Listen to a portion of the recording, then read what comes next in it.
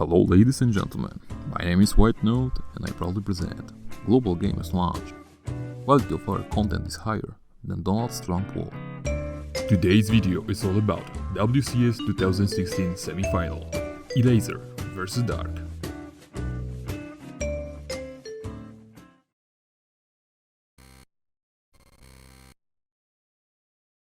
Nerds, Dark versus Elazer for semi-final number 1, and let's get into it!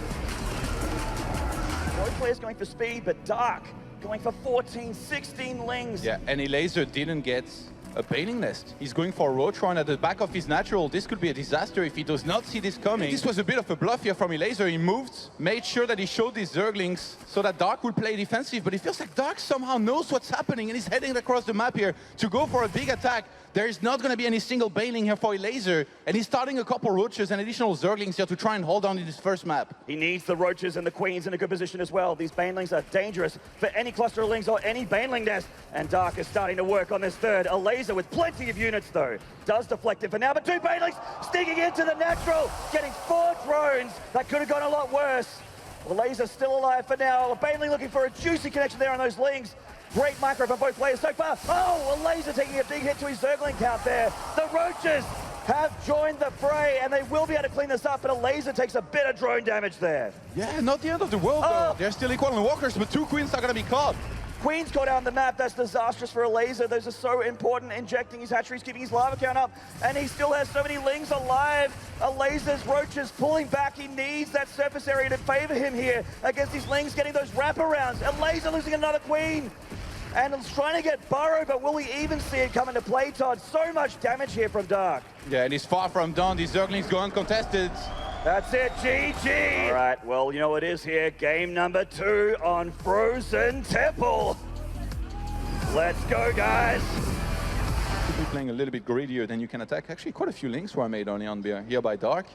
Before he goes back into droning, it's very important to show these links here as soon as you make them, so that the opponent cannot fears that you're going to go for an attack and starts making links himself. Evolution Chamber here starting early on from Elazer, so... Wow. Yeah, Elazer... He's going to go for a wall-off. Yeah, maybe misreading this a little bit here, maybe thinking there's a lot more aggression than there is. And Dark, however, he pulled 2 lings back from that cluster of 6, and he's making a 3rd hatchery back here. And that's not spotted, I believe. Yeah, Elazer is going to go for a big attack here on 2 bases. He might just start all-inning here. After what happened in the previous game, he's getting a ton of links, +1 missile started. He could cancel that if he wanted to get more units. But with this roach warren, it's very encouraging for him to go into a lot of roaches as well behind this if he wants to. The lings have been shown here. Dark sees that there's a lot more than he expected heading across the map here. Elazer's lings are here. And the funny thing is that he still didn't see the 3rd base, so he's going to go straight into the natural. Can he break that position? It's going to be a tough one. 2 queens on the ramp here. Dark reinforcing from the main. Elazer's lings are all dead. Starting to getting his reinforcements, but with a defender's advantage, Dark holds very, very easily. Yeah, this looks like an easy hold, and then behind this, Dark, we cannot know whether he's using more units or he's throwing up. So both players kind of in fear of that. I'm just going to get a ton of roaches out with Elazer. Actually producing a few more right now. Yeah, he's making a good number here, over 10, I believe, with +1 attack, finishing pretty shortly. Dark is reading this so well, he's made nothing but units for the last minute here. He's got so many roaches and a couple of ravages as well, they're flooded lanes, and it looks like he's going to spring his attack on Elazer before he can do 2 bases all in. He might think he's ideal here for Elazer, but actually, army-wise, they are very equal on those numbers. Couple Ravagers, though, available from Dark. It's actually a very awkward position for Elazer. He can close this into a concave though. Dark retreating down the ramp. These juicy Ravagers, they're not that strong. Bile zones, Elazer out for the... Oh, the ling nearly gets in the natural, but doesn't quite. Elazer deflecting. I mean, Dark is in a great position from there. He has a 3rd base up. He knows that Elazer doesn't, just because he has a couple of units there, he has a roll around area. So Elazer's the one on the back foot, the one who has to attack. And all Dark has to do is take this ramp defense, and he's going to be up 2-0 in this best of 5. That's right, and that high ground is so important. That's only a small ramp that Elazer is forced to use here. He could very easily crush this with that concave. But if he doesn't attack, then he's also behind on the economy. So I think what he's doing is he's pulling back, pretending that he's going to macro. So actually, he's getting drones.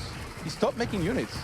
Oh, wow. Elazer might just try to get, I don't know, some upgrades and maybe expand late on that 3rd base. It's really weird that he made that many drones now. Well, Elazer meeting Dark in the middle of the map here. Bile's going down. He dodges them all very deftly. He is closing in here. The Ravagers on the right from Elazer largely unprotected. The Lings are picking them off. And Elazer's army is starting to dwindle with the reinforcements of the Lings of Dark messing with the roaches. He cannot escape. The Bile's connecting. And the Polish Zerg is in so much trouble. Yeah, the manual use here for that Bile behind those roaches prevented them from pulling back. GG! Dark He is too powerful. This is his last chance. Let's get into game number 3 on Galactic Process. Actually being modest or not, but Yeah, well, I do think that Elazer is very good with his speeds, his injects and everything. So if he takes it to a longer game, it would definitely be very interesting to see how it goes. But Dark, with the quicker lair, whereas on the other side, we got a Roach Warren from Elazer so far. And read this well, Todd. There's actually a Spire going down here with the Roach. Lasers taking a bit of a supply here, most of it in workers. Now, he has 55 drones versus 45, so a bit of an income advantage for him in the early game. And he's going Roaches as well, so that's always the lead in terms of supply. That Spire gets spotted. Oh, very nice scout here from the Elazer. A critical tech spot there. And Lurker then starts immediately here for Elazer, by the way. I actually love this choice. I think Lurkers, very underappreciated in ZVZ. They can do so much damage. Base starting at the same time. Elazer forced to make some overlords here. The Mutas have picked one off across the map, and they're starting to get the drone line. Couple kills so far. Spore Crawler droning them out nicely, and the Hydra's going to do the rest. Yeah, that's what I was talking about. Fourth phase now starts from Elazer, but I'm pretty sure he wants to attack anyway. One of the Mutas actually almost dying there. Yeah, getting a little bit low. The Queens, missing a chance to kill that last Muta on there. Dark is the one that maxed out, and Elazer is playing super passive, and he's not seeing this coming at all, I think. No, he's not ready. He doesn't have an Overlord covering these rocks at all. Oh, the Banelings actually detonate on this. A very, very rare mistake there from Dark. Elazer sees the Mutalisk, and he's trying to keep this fourth hatchery alive, but meanwhile, the third is already under siege. Dark is here. Knock, knock, and that third hatchery is just a couple right clicks from dead. And there's so many Ravagers as well. Dodging the buy is going to be very important. Oh, huge pick off there from Dark, getting the third hatchery of Elazer. The fourth Tanya catching a drone transfer. Dark is so good at this game. He's reading Elazer so well, and he's already seconds from dead here, losing drones. Dark is so close to that grand final position. The fourth hatchery go down. Laser is down to 2 bases. He has useless Lurkers on the outside there, pulling all of his mobile units back to deal with a very mobile Dark. Elazer needs to attack right now. There's no other way around it. He lost some of his very important bases. I guess the only one thing he's got going for him is that he's got way more army supply with 137. He needs to go across the map, and he's going to do that. A big final push here to try and somehow win this game. But he changes his mind and turns around. You're absolutely right, TODO. I feel like when that +2 finishes, he needs to get across the map, use the army supply advantage to kill Dark right now, or his tournament life is over. Stop running around chasing these few units out on the map. You need to go for a full-on base trade as well if you need to. But there are Lurkers in defense now. There are, and the Overseer is a little bit late to the party here for Elazer. He's just realized that the Lurkers are here. His army advantage is shredding before his eyes here, Todd. He's pulled back. The Overseer is here. Hatchery, maybe a base.